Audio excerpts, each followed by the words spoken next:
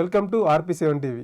కుంచనపల్లిలో booth number 69లో చామరెడ్డి అనే senior citizen 4 గంటల లైన్లో నుంచి నరకం అనుభవించాడని తన ఆవేదనను దీక్ష మీడియాతో పంచుకున్నారు. పోలింగ్ రూమ్లోనికి వెళ్లడానికి పెద్ద యుద్ధమే చేయాల్సి వచ్చిందని వాపోయారు. చిన్న డోర్ ముందు 8 సెపరేట్ లైన్లు ఉన్నాయని, అందరూ లోనికి వెళ్లడానికి పోటీ పడ్డారని, వారి మధ్యలో నలిగిపోయారని బాధపడ్డారు. తనకి 4 గంటల సమయం ఓటింగ్ వేయడానికి పట్టిందని, మంచినీళ్ళు కూడా అందించలేదని బాధపడ్డారు.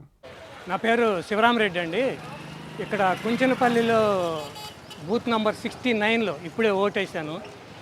కానీ జీవితంలో ఇక ముందు ఓటేయాలి అంటే విరక్తి కలుగుతుంది. ఇక జీవితంలో ఓటేయద్దు అనిపించే అంత ఘోరంగా ఉన్నాయి అక్కడ అరేంజ్మెంట్స్. అక్కడ జస్ట్ ఇంత వెడల్పు ఉంది ఒక డోరు, దాని ముందు 8 క్యూ లైన్లు ఉన్నాయి.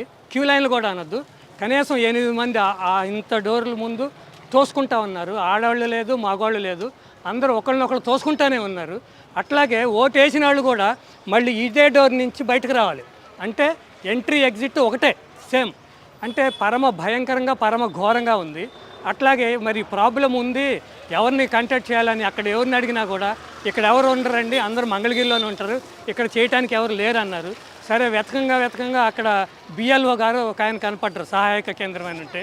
అక్కడ అడిగితే కూడా అక్కడ పక్కన ఉన్నారు అంతా కూడా, లేదండి ఇక్కడ మాకు స్టాఫ్ తక్కువ ఉన్నారు, బూతులు ఎక్కువైనాయి, ఓటర్స్ ఎక్కువ మంది అయ్యారు అంటే. నేను చెప్తుంది అది కాదు, స్టాఫ్ తక్కువ అయ్యారా అని కాదు.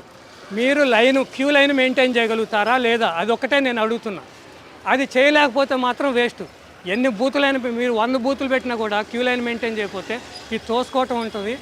అక్కడ ప్రాక్టికల్గా ప్రజలైతే నరకం చూశారండి. ఇట్లాంటి చూసిన తర్వాత ఇక జీవితంలోనే ఓటేయద్దు అనిపించింది. Thank you.